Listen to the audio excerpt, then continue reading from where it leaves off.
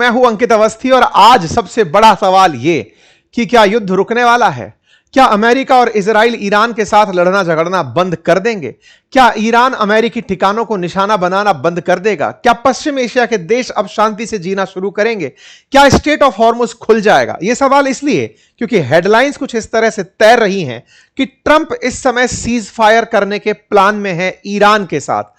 और ईरान के साथ बात करते समय ईरान ने अमेरिका को 6 शर्तें रख दी हैं कि अगर आप सीज फायर वाकई में करना चाहते हो, युद्ध विराम करना चाहते हो, तो हमारी ये 6 शर्तें हैं, इनकी पालना करो, युद्ध रोक देंगे। आज के सेशन में जिक्र करेंगे इन सभी शर्तों का, जानने का प्रयास करेंगे कि यदि ऐसा नहीं हुआ तो क्या होगा, क्योंकि इस तरफ का जो युद्ध विराम है वो एक बड़ी धमकी के साथ जुड़ा है। ट्रंप ने ईरान को 48 घंटे का अल्टीमेटम दिया है और उसके बाद जैसे ईरान एक मधुमक्खी का छत्ता हो और अमेरिका ने उस पर पत्थर मार दिया हो, कुछ उस तरह से ईरान ने रिटेलिएट किया है। इस बार ट्रंप की धमकी ट्रंप को ही भारी पड़ती दिख रही है। ईरान ने इतना कुछ कर दिया इस 48 घंटे के अल्टीमेटम में। आज के सेशन में बताएंगे कि कैसे अभी 48 घंटे में से आप और हम जब सेशन सुन रहे हैं उस समय मुश्किल से धमकी के अंदर अभी 40 घंटे बीते हैं, 8 घंटे लगभग अभी भी बाकी हैं जब कुछ अमेरिका करने की सोच रहा होगा। लेकिन इस बीच में ईरान ने यह बता दिया कि अगर तुमने 48 घंटे बाद कुछ किया तो हम क्या क्या करेंगे। तो आइए आज के सेशन में जिक्र करेंगे कि शांति होगी कि युद्ध होगा, चर्चाओं को आगे बढ़ाएंगे। लेकिन उससे पहले आपको एक अपडेट दे देते हैं और अपडेट यह है कि कल रविवार के दिन हमने एक वेबिनार आयोजित की थी। वो वेबिनार थी आर्टिफिशियल इंटेलिजेंस का आप अपने जीवन में कैसे उपयोग कर सकते हैं, जॉब्स के अंदर अपनी एक्स्ट्रा इनकम के लिए कैसे यूज कर सकते हैं। बहुत सारे छात्रों ने उसे ज्वाइन किया और बहुत सारे लोग उससे लाभान्वित भी हुए। लेकिन जैसा हमने पहले प्रॉमिस किया था कि कुछ छात्र उसमें छूट गए थे, कुछ लिसनर्स हमारे ऐसे थे जो उसको ज्वाइन नहीं कर पाए थे। हम फिर से आपके लिए उस वेबिनार का ऑप्शन ले आए हैं। इस रविवार को फिर आपके लिए आयोजित की जा रही है वेबिनार, रविवार 29 मार्च सुबह 11 बजे। इसके लिए करना क्या होगा, कमेंट बॉक्स के अंदर एक लिंक पिन करके दिया गया है, आप जाकर वहां पर कुछ पूछे गए सवाल हैं उनके जवाब दे दीजिए, अपना नाम पता जो भी उसके अंदर जानकारी आपकी पूछी गई है वो फिल कर दीजिए। वहां से आपको फिर ज्वाइन व्हाट्सएप कम्युनिटी का ऑप्शन आएगा, आप उसे क्लिक करिएगा तो आप हमारे साथ वहां पर जुड़ जाएंगे। ठीक है, इस पूरे प्रोसेस को कंप्लीट फॉलो करके आपके कुछ सवाल होंगे, आप क्या पढ़ाई करते हैं, इवन सवाल यह भी होगा कि आप हमसे क्या सीखना चाहते हैं, उन सारी जानकारियों को आप देते जाइएगा। यह वेबिनार फ्री ऑफ कॉस्ट रखी गई है, रविवार के दिन की है। जल्दी करिएगा इसको फिल करने में, क्योंकि पिछली बार भी कुछ लोग छूट गए थे। तो यह ऑप्शन कहीं ऐसा ना हो कि कम्युनिटी फुल हो जाए और फिर आप छूट जाएं। इसीलिए आपसे गुजारिश है कि इसे जल्दी से जाकर ज्वाइन कर लीजिए। बाकी अंकित इंस्पायर इंडिया को जिन्होंने अभी तक सब्सक्राइब नहीं किया है कर लीजिए, क्योंकि यह आंकड़ा बहुत ज्यादा डिफरेंस दिखाता है। हमारे सुनने वाले लगभग 40% लोग ऐसे हैं जिन्होंने अभी तक सब्सक्राइब का बटन नहीं दबाया हुआ है, तो दबा दीजिए। आपके वीडियो के नीचे ऑप्शन है, फ्री ऑफ कॉस्ट ऑप्शन है। आइए आगे बढ़ते हैं साथियों। यूएस ईरान इजराइल के इस युद्ध का आज 24वां दिन है। ऐसे में खबर निकल कर आती है इंटरनेशनल मीडिया में, एक्सियोस न्यूज चैनल के माध्यम से, कि ट्रंप का एडमिनिस्ट्रेशन इस समय ईरान के साथ वार्ता करने के रास्ते तलाश रहा है।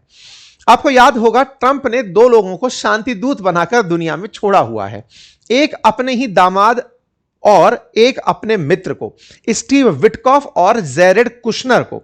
ये दोनों की दोनों लोग, विटकॉफ और कुशनर, दुनिया भर में जहां भी युद्ध चल रहे हैं वहां पर शांति कराने जाते हैं। इन दोनों शांति दूतों को फिर से टास्क दिया गया है कि भाई ईरान को टेबल पर बिठाओ, बातचीत करो। मुसीबत यह है कि अमेरिका अपने युद्ध को रोकने के पीछे ईरान के साथ कुछ शर्तें डालकर चल रहा है, जिसमें वही पुरानी बातें, तुम्हें यूरेनियम एनरिचमेंट रोकना होगा, मिसाइल कार्यक्रम रोकना होगा, प्रॉक्सीज जितने भी अमेरिका ईरान ने आसपास बिठा रखे हैं, हमास, हिजबुल्ला जैसे, इनको युद्ध करने से रोकना होगा, रीजनल प्रॉक्सी ग्रुप्स को हमला करने से रोकना होगा, न्यूक्लियर पावर प्लांट्स को खत्म करना होगा और अपने मिसाइल के स्टॉक पाइल बंद करने होंगे। अमेरिका ने वही शर्तें जो हमला करने से पहले रखी थी, उन्हीं शर्तों को फिर से बाहर निकाल दिया है। हालांकि यह ऑफिशियल नहीं है, ऑफिशियल होगा उस दिन जिस दिन ट्रंप अनाउंस करेंगे। लेकिन फिलहाल के लिए यह खबरें तैरना शुरू हो गई हैं मीडिया के माध्यम से कि शर्तें फिर से बाहर आ गई हैं कि देखो या तो तुम मान जाओ, नहीं तो तुम्हारे ऊपर हमला होगा। ठीक बात है साहब। तब आपने जब इस तरह के ऑप्शन दे दिए हैं और अमेरिका इन ऑप्शंस को लेकर के तैनात है कि आओ और हमारे साथ साइन कर लो, आपके दिमाग में एक प्रश्न बनेगा, साहब ये तो युद्ध करने से पहले भी 5 ही शर्तें थी और इन्हीं शर्तों को जब ईरान ने नहीं माना था इन्होंने युद्ध कर दिया था। लेकिन कहा जा रहा था ना कि उस समय भी शर्तों पर बातें हो ही रही थी, फाइनल हुआ नहीं, उससे पहले गोला चला दिया। अब चलते गोले में फिर से सीज फायर लेकर आ गए हैं ये। तो असल में अमेरिका खुद ही पीछे हटना चाहता है या कोई वॉर स्ट्रेटजी है ये? खैर इस पर भी हम चर्चा करेंगे। लेकिन इस बार अमेरिका के साथ संकट बड़ा है। बड़ा यह है कि अमेरिका जिन लोगों से बात करता था, जो डिसीजन लेते थे कि सीज फायर करना चाहिए या नहीं, या फिर अमेरिका ईरान के बीच संधि होगी या नहीं, असल में ईरान में इन दिनों वो लीडर ही मार दिए गए हैं।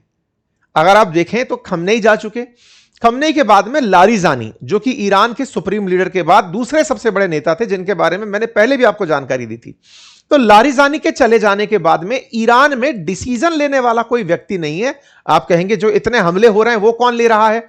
तो इन्होंने पहले से ही सिस्टम बना रखा था, मोज़ेक। खमनेई लिख कर गए थे अगर हमला होगा तो ऐसे ऐसे करके रिटेलिएट करना है। पूरा इनका संविधान के तरीके से युद्ध चल रहा है कि हमको अब ये करना है, हमको अब ये करना है। इनको कोई गाइड नहीं कर रहा है, ऑटोमेशन में चल रहे हैं अब ये लोग कि चलो हमला कर दो, यहां से कर दो। और सबके ग्रुप लीडर्स पहले से तय थे कि ऊपर वाला मरेगा, दूसरा चालू करेगा, तीसरा चालू करेगा, संविधान सा लिखा हुआ है, चले जा रहे हैं। ऐसे में जिस व्यक्ति के पास ये सुप्रीम ताकत थी कि उसकी बात को पूरा देश मान लेगा या फिर ये जो हमला करने वाले ग्रुप्स हैं ये मान लेंगे, वो थे लारिजानी। इन्होंने उनको मार दिया। इस पर आपको याद होगा तो एक अधिकारी थे जो एंटी टेरर ग्रुप के डायरेक्टर थे अमेरिका के, जिन्होंने इस्तीफा दे दिया था अभी अमेरिका में ही, ये कहते हुए कि इजराइल असल में लारिजानी को मारा ताकि शांति वार्ता हो ही ना सके। अगर शांति के लिए व्यक्ति ही नहीं होगा तो अमेरिका शांति की बातचीत ना करेगा। तो ऐसे में इजराइल ने बिना अमेरिका को बताए लारिजानी को मारा था और इस बात को कहते हुए उसने पद से इस्तीफा दे दिया कि अमेरिका को इजराइल युद्ध में खींचकर लेकर गया है। इजराइल के युद्ध में अमेरिका जबरदस्ती घुसा है, अमेरिका को नहीं जाने की जरूरत थी। टकर कार्लसन के इंटरव्यू में मैंने आपको वो वाली बात निकालकर दिखाई थी। ठीक है साहब। तो ऐसे में आपके दिमाग में प्रश्न बनेगा, तो साहब ये लोग भी तो हैं, पेजेश्कियान जैसे राष्ट्रपति भी तो हैं। मैंने आपको बताया था कि ईरान में राष्ट्रपति इलेक्टेड पद पर बैठा सबसे ऊंचा नेता है, लेकिन सही मायने में ईरान के अंदर जो धार्मिक नेता हैं वो सबसे ऊपर होते हैं, दैट इज सुप्रीम लीडर। और सुप्रीम लीडर की काउंसिल, उसमें बैठे हुए जो लोग हैं वो सबसे ऊपर होते हैं। तो आप कहेंगे कि खमनेई के बेटे भी तो हैं अभी, वो भी तो डिसीजन ले सकते हैं। देखिए उनका भी डायरेक्ट इन्वॉल्वमेंट न्यूज में कहीं सुनाई नहीं दे रहा है कि वो फैसला लेने में निर्णय ले रहे हो। अब हो सकता है उन्हें अंडरग्राउंड रखा गया हो सकता है ये ट्रैप हो सीज फायर का फेंक करके उनको लोकेट करने का कि वो कहां है, जो भी बातें हो। लेकिन फिलहाल के लिए इनकी बात अगर ये मान भी लें कि चलो मैं सीज फायर के लिए मान रहा हूं, या इनके विदेश मंत्री मान ले, तो हो सकता है कि इनके ऊपर के लीडर्स ना माने। तो ऊपर के जो लीडर्स को खत्म किया इजराइल ने, उससे ईरान के साथ शांति वार्ता करने का ऑप्शन किल हो गया। अब इंटरेस्टिंग बात सुनो। हुआ ये कि इनकी वॉर स्ट्रेटजी का हिस्सा था ईरान वालों की का कि हम पर हमला होगा तो हमारे प्रॉक्सीज भी हमला करने लगेंगे। आप इंटरेस्टिंग बात देखें, अभी यमन के अंदर हूतियों ने हमला नहीं किया है कहीं भी, क्योंकि वो इनका पार्ट 2 है। मैंने आपको पिछले बार भी एक सेशन में बताया था, जब सऊदी वालों ने अपनी वेस्ट ईस्ट गैस तेल पाइपलाइन के माध्यम से रेड सी के अंदर यानबू पोर्ट के ऊपर अपना तेल भेजना शुरू किया था, तो मैंने कहा था ईरान यानबू पोर्ट पर भी हमला करेगा, और अगले दिन वहां हमला हो गया था। अब मैं आपको फिर से बता रहा हूं, अगर बाब ए मंडल करके जो स्ट्रेट है उस पर निर्भरता बढ़ने लगी, अभी स्ट्रेट ऑफ हॉर्मुज तो पूरी तरह चोक कर लिया इन्होंने, अब बाबे मंडल के ऊपर अगर निर्भरता बढ़ने लगी, बहुत सारे जहाज वहां से निकलने लगे, तब हूतियों को एक्टिवेट किया जाएगा कि अब तुम गोली मारना शुरू करो।